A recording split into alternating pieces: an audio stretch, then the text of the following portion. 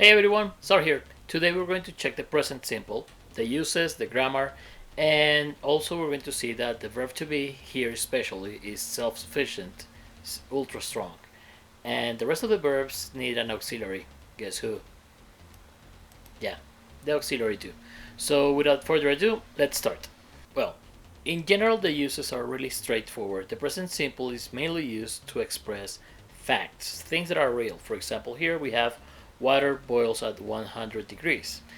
Anything that comes from science or math is going to be expressed through the present simple. We also express habits. For example, here, she always sits near the window. We can express a habit that either you or other person has.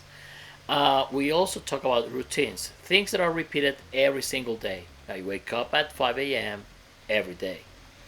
And fixed arrangements. This use can be tricky because it actually has an expression to the future. So if you have an appointment or a meeting, you can actually mention it only in the present simple. So for example, saying we have a meeting next Friday makes sense in the future, but we actually use the structure of the present. To any person interested on mastering this in an easier way, you're going to need three sets of vocabulary mainly. The first one is going to be obviously verbs, actions. They're going to be like the foot soldiers of your language. Time expressions are always useful, especially about routines. And things that are part of your immediate context. Okay, so anything that you have close around your work, your study, or anything connected to your reality is going to help you improve this a lot. Okay, so that's the first part. Now we go with the grammar. Okay, so part one, whenever we're using I, you, we, they, basically this is going to work with this over here. Okay, even the plural.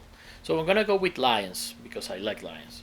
And the first one is that, well, the present simple is used to express facts. So we're gonna use a fact, and it's that lions live in the savannah.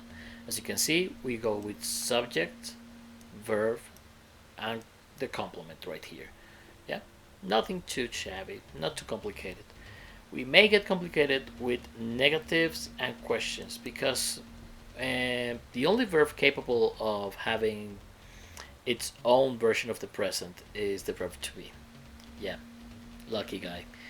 For the other verbs, we have to use don't, or basically the auxiliary do, to allow the other verbs to do other things. So if I want to say lions in the Arctic, so I have to say lions don't live in the Arctic. If I want to ask a question, I will have to start with the auxiliary. Do lions live in the jungle? Okay. If I don't use this, if I just remove it and I just use the intonation of questions like lions live in the jungle, that sounds more like a doubt. That doesn't sound like a question. So we do need the structure here to have a yes/no question. Now, third person, really easy. Whenever we have he, she, or it, this is going to be the dominant structure. We're going to have the subject, the verb conjugated, and a complement. So, for example, I'm going to take my cat here, Lucy. Lucy likes tuna. As you can see, here we have a conjugation of the verb. In the negative, we also have a conjugation, but the conjugation is going to go directly to the auxiliary. It's not going to be used in the verb. So that's why we have does. Yeah, do and does are the same verb, but the only difference is that the auxiliary took the verb form. So auxiliary verbs tend to take the conjugations with them. It makes our life easier. So in the negative, we say Lucy doesn't like the shower. This is just a contraction. So we can say does not, and it's nothing that different. There are some exceptions to use contractions or not. For questions, we're going to use first the auxiliary. We're going to open the yes/no question with the auxiliary. Does Lucy like treats? Yes, it does. No, it doesn't. Well, yes, she does. Okay, that's all for grammar. Yeah, it's really simple to use right here.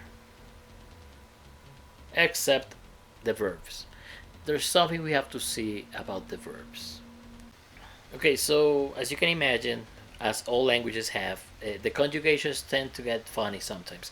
I'm going to be sincere, but I find the conjugations in English the easiest.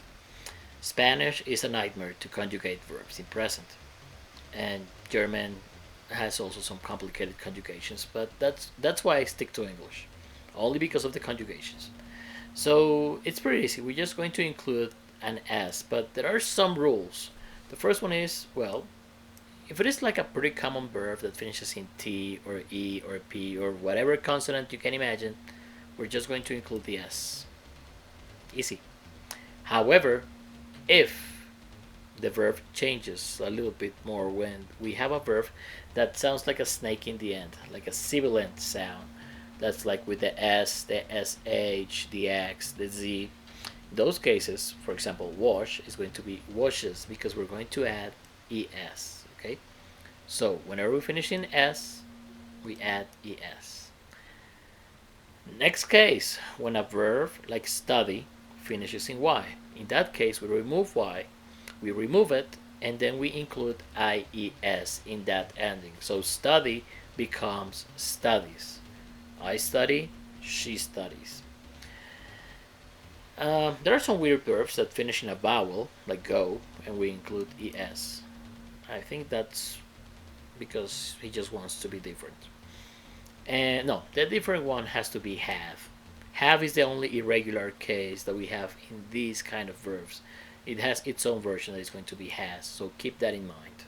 Now, the verb to be works a little bit different because it has some specific functions.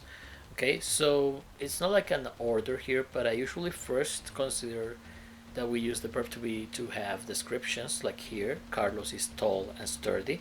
These descriptions can be either from physical appearance, personality, characteristics, whatever. For definitions, like a cat is a feline. Locations, like the book is in my bag. And states, like that car is old and rusty. In these cases, I think that the best idea, and that's why I suppose many English courses start with the verb to be, and it's because it's the best way to start describing your immediate context. Whatever is close to you, it's easier to describe it using the verb to be. It's not like you're gonna be like 2-3 months studying only to be. What you're actually doing is studying the vocabulary that's going to help you build up the rest of the way you're going to communicate. So here it's recommended that you use the verb to be with words that describe basically states, colors, general characteristics. So you have more to describe.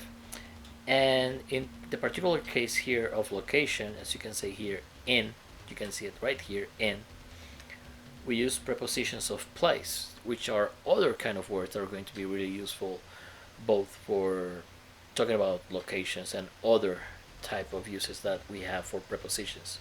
So that's my first recommendation with to be. So keep an eye here on the uses, and keep an eye on the words that are going to help you understand even more and expand your knowledge about English.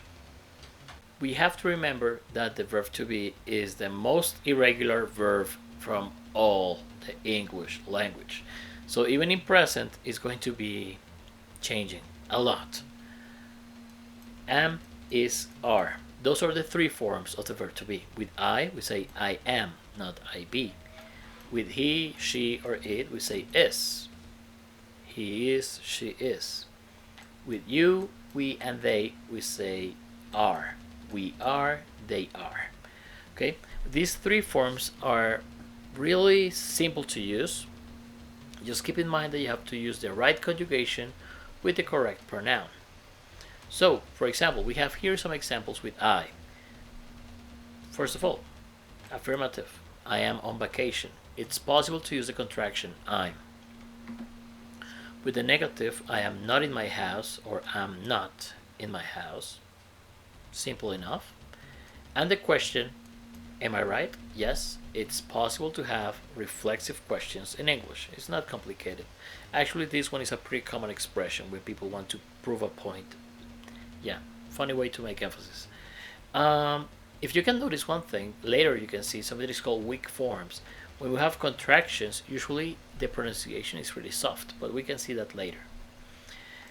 With the third person, we have he, she, and it. So in this case, the example I have in affirmative is Carlos is really upset.